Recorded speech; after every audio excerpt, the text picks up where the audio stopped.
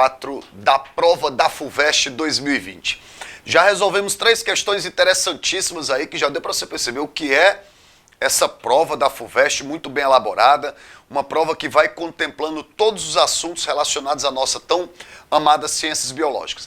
E essa questão de número 4, ela envolve exatamente fisiologia vegetal. É a parte de botânica do que diz respeito ao aspecto que é fisiológico. Vamos lá? O comando da questão de número 4 diz exatamente o seguinte: analise os gráficos relativos aos comportamentos de plantas sujeitas a diferentes condições ambientais. Então ele cita para você 4 gráficos, tá?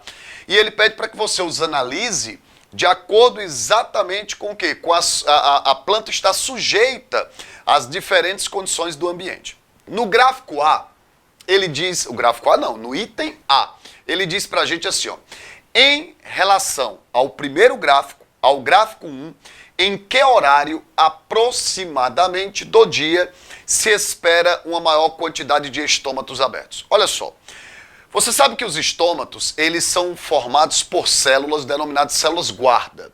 E essas células estão diretamente relacionadas à capacidade que o estômato tem de permitir a sua abertura e o seu fechamento.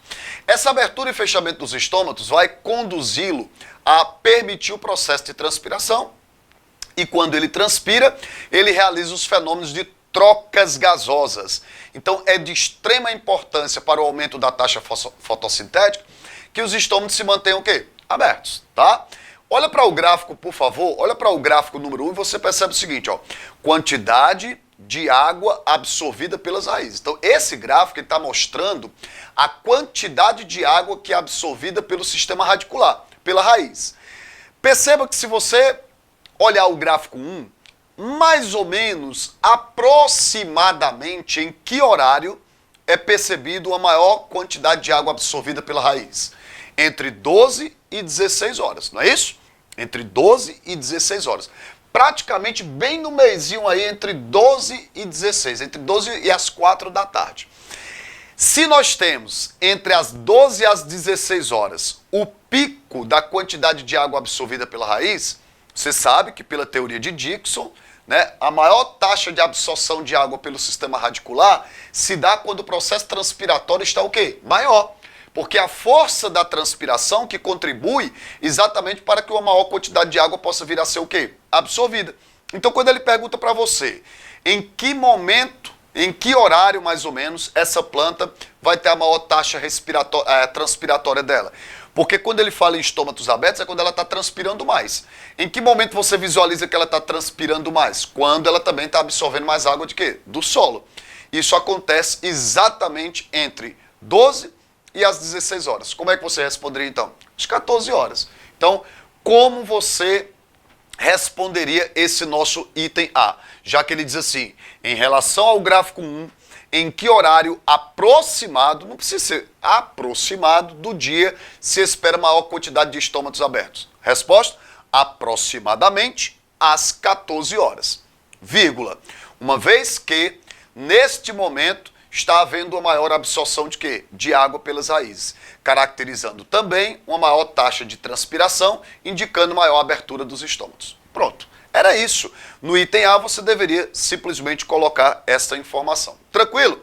Vamos lá, vamos para o item B. O item B diz assim, ó, considerando agora os gráficos 2 e 3, esquece o gráfico 1, o gráfico 1 serviu para resolvermos o item A da nossa questão número 4 da FUVEST. Ó, os gráficos número 2 e 3, como representativos de indivíduos da mesma espécie, indica aquele que está associado à planta sob estresse hídrico e aquele associado à maior taxa de fotossíntese no período de maior o quê? Luminosidade, tá? Então, olha só. Primeiro gráfico. Qual dos 2 gráficos mencionados, o 2 ou 3, indica uma planta sob maior estresse hídrico? Gente, uma planta que está sob estresse hídrico, ela está sob uma oferta limitada de água. O que é que vocês acham que uma planta vai realizar assim que ela está diante de uma oferta limitada de água? Exatamente, ela vai o quê? Fechar os seus estômatos. E na hora que ela fecha os seus estômatos, a quantidade de estômatos abertos, obviamente, vai o quê?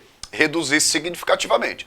Me diz, por favor, qual dos gráficos, o 2 ou o 3, apresenta uma planta com a maior quantidade de estômatos fechados. Maior quantidade de estômatos fechados. Portanto, uma menor quantidade de estômatos abertos. O gráfico 3. Então, se colocaria da seguinte forma no item B da questão da FUVEST. No gráfico 3, encontramos uma planta submetida ao estresse hídrico, caracterizado por uma menor quantidade de estômatos abertos, indicando uma adaptação à limitada disponibilidade de quê? De água. Pronto, seria isso o gráfico 3. A outra pergunta, também do item B, é dizendo o seguinte: qual dos gráficos, o 2 ou 3, nós vamos estar associado à maior taxa fotossintética no período de maior luminosidade? Olha, qual das plantas no período de maior luminosidade, certo? Que você encontra no eixo de baixo, né? No eixo X aí, qual das plantas nós vamos ter no momento de maior luminosidade, ela apresentando seus estômatos mais abertos? O gráfico 2, não é? Então, como é que tu responderia esse segundo questionamento do item B? Gráfico 2, encontramos uma planta que apresenta no momento de maior disponibilidade de luz, uma maior abertura dos estômatos, indicando maior troca gasosa e, consequentemente, maior taxa fotossintética. Beleza? Porque estômago aberto, não só haverá transpiração, mas você tem também uma maior troca gasosa que vai contribuir para a maior taxa de fotossíntese e, consequentemente, a maior produção de matéria orgânica. Então, no item A dessa questão da FUVEST de 2020, nós apresentamos que por volta das 14 horas, no gráfico 1, nós tínhamos exatamente a planta com o quê? Com a maior quantidade de água absorvida pelas raízes e, consequentemente, maior taxa transpiratória, maior quantidade de estômatos abertos. Isso foi o gabarito do item A. No item B, ele faz dois questionamentos.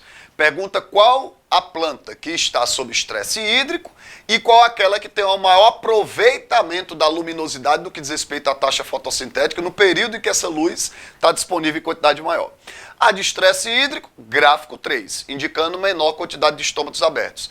E a que absorve, né, maior luminosidade, consequentemente maior taxa fotossintética, consequentemente necessidade de maior troca gasosa, é o gráfico 2, porque mostra maior quantidade de estômatos abertos no período em que há maior disponibilidade de quê? Luz. E o item C? O item C diz assim: pela análise do gráfico 4, qual planta cresce melhor na sombra? Ou seja, planta de sombra. Qual é a intensidade mínima de luz, aproximadamente, para que a planta B consuma mais CO2 do que o que ela vem a produzir? Certo? Então, olha, no item C diz, pela análise do gráfico, qual a planta cresce melhor na sombra e qual a intensidade mínima de luz, aproximadamente, para que a planta B possa consumir mais CO2 do que o que ela vem o quê? A produzir. Certíssimo isso? Vamos lá? Vamos para o quadro aqui? Vamos para o quadro aqui? Ó, eu fiz esse gráfico, eu representei esse gráfico de número 4 aqui para a gente conversar um pouquinho a respeito de ponto de compensação fótico, tá? Olha, se eu considerar o que é o processo respiratório, só a título de informação. Você sabe que respirar é o processo catabólico de obtenção de energia a partir da oxidação de compostos orgânicos. Tá? Então, o que é respirar? Respirar é a capacidade que um organismo tem, celularmente falando, de produzir ATP à medida que ele faz o processo de oxidação de carboidrato, tá? Qual é o produto de toda respiração? Não o composto orgânico que vai ser quebrado? Então, quais são os produtos de uma respiração? CO2 e água.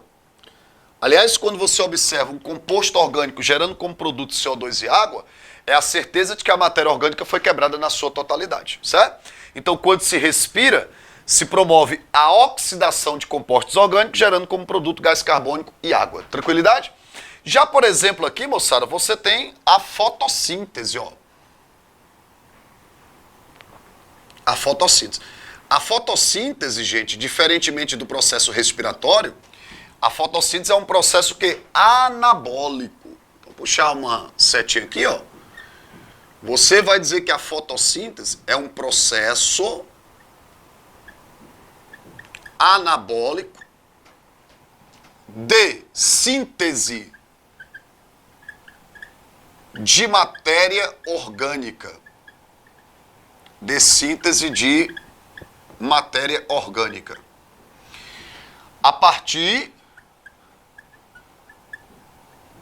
do consumo de CO2 e água. A partir do consumo de CO2 e água. Beleza?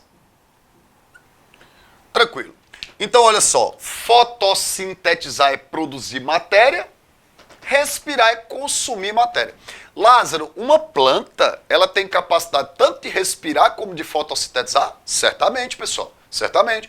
Por que você chama uma planta de ser autotrófico? Porque o carbono hidratado, a matéria orgânica que ela utiliza no processo respiratório dela, ela mesmo produziu na fotossíntese, tá? Então, olha só. O que é, na verdade, o ponto de compensação fótico de uma planta? É o exato ponto, certo? Em que ela consegue produzir mais matéria do que o que ela está consumindo. Então, considerando aquela planta A, bem aqui, gente, ó, é o seu ponto de compensação fótico, ó. Certo? Porque esse ponto exato aqui, a taxa fotossintética se equipara à taxa o quê? Respiratória. Deixa eu puxar uma setinha para cá, ó. Então, como é que você definiria o chamado ponto de compensação fótico? O ponto de compensação fótico é momento em que a matéria produzida fotossinteticamente, se equivale à consumida respiratoriamente. Aquela que é consumida respiratoriamente, tá? Então você poderia dizer para mim assim, Lázaro, quer dizer então que toda planta, o desejo dela é ultrapassar o ponto de compensação fótico. Exatamente. Porque quando uma planta ultrapassa seu ponto de compensação fótico, ela passa a produzir mais do que o que ela consome. Aí gera produtividade líquida. E essa produtividade líquida que a planta vai utilizar para crescer, para armazenar reservas, tá? Então o objetivo de todo e qualquer organismo vegetal é apresentar uma taxa fotossintética que supere sua taxa respiratória. Ou seja, ultrapassar seus pontos de compensação fóticos. Perceba, por exemplo, que o ponto de compensação fótico aqui da planta B é mais ou menos aqui, né? Ó. É o ponto de compensação fótico da planta B aqui, tá? Ele perguntou, gente, no item, ó, vamos observar aí, vamos pegar o nosso slide aí e observar qual foi a pergunta dele no item C, ó. Pela análise do gráfico 4, qual foi a planta que cresce melhor na sombra? Aí o que é uma planta de sombra? Né? O que é uma planta de sombra? É aquela que tem o menor ponto de compensação fótico. Certo? Ó, anote isso aí. O que é uma planta de sombra? É aquela que apresenta o menor ponto de compensação fótico. O menor ponto de compensação fótico. Tá certo? E ele pergunta também qual é a intensidade mínima, qual é a intensidade mínima de luz, aproximadamente, para que a planta B, ela consuma mais CO2 do que o que ela produza, certo? Então vamos lá, vamos voltar aqui para o nosso gráficozinho, certo? Primeira perguntinha é, planta de sombra. Como é que tu pode classificar uma planta como sendo uma planta de sombra? Quando, olha só, quando a planta apresenta menor ponto de compensação fótico. Sabe o que é menor ponto de compensação fótico? É quando ela alcança esse ponto de compensação, tá certo? Com a menor disponibilidade de luz. Se você observar, tá certo? No teu gráfico original, mais ou menos, pessoal, mais ou menos por aqui, ó, tá o 2. Deixa eu colocar direitinho aqui, porque senão a gente vai se confundir para a próxima resolução. Mais ou menos aqui está o 2, aí tem o 4, né? Aí tem o 6. O que é que significa dizer? Se você pegar o ponto de compensação fótico aqui da planta A, ó, ele acontece antes do ponto de compensação fótico da planta B. O que é que isso quer dizer? Que numa menor disponibilidade de luz, a planta A consegue alcançar o ponto de compensação fótico dela. Uma planta que precisa de menor intensidade luminosa para alcançar o ponto de compensação fótico é uma planta de quê? Sombra. Comparando essas duas espécies de planta A e planta B, quem é que vai ser a planta de sombra? Planta A. Porque lá, numa menor disponibilidade de luz, ela alcança o ponto de compensação fótico. Então ela precisa de menos luz para ter alta taxa fotossintética do que a planta B. Tá?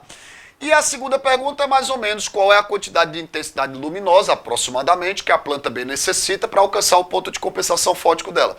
Você percebe que a planta B, para alcançar o ponto de compensação fótico, necessita de uma intensidade luminosa um pouco maior do que a planta A, né? De aproximadamente o quê? 3 horas de intensidade luminosa. Então assim você responderia o item C. A planta de sombra é a da espécie A, uma vez que ela consegue ter um ponto de compensação fótico que mais cedo, né? Onde numa menor disponibilidade de luz ela alcança o mesmo, enquanto que a planta B, né, é uma planta que necessitaria aproximadamente de mais de 3 horas de intensidade luminosa para que a taxa fotossintética dela supere a respiratória, ou seja, que ela possa ultrapassar seus pontos de compensação fótico. Então, acima de 3 horas, 4 horas em diante. Beleza? Confirmadíssimo. O item C está resolvido, a questão 4 está gabaritada e está comentada para você. Não sai daí, vamos para a questão de número 5.